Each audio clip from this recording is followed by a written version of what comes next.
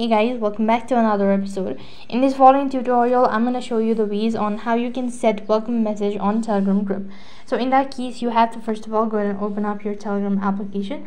And when you're logged into your account, that's going to take you to the home page. Here, press the search bar and type in Miss Rose. First one that says Rose right on top, and go ahead and press the start button. After you've done that, here you have these options and go ahead and tap on add me to your chat. Over here, you need to go ahead and select the group chat for which you would wish to go ahead and welcome message. So in my case, I'm going to go with this one and make sure to enable all of these permissions, and then you have to go ahead and customize the title. After you've done with that procedure, click on add both to as admin, and when you do that, it's going to take you to the other interface. Once again, there will be a confirmation, so go through it and click on add as admin, and here you have this option. Press on it. Now you have to go ahead and set a language and accordingly follow the instructions, and you'll have successfully set up a welcome message on your Telegram application.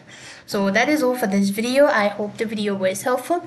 Make sure to like, share and subscribe to our channel. Thank you for watching. See you in the next video.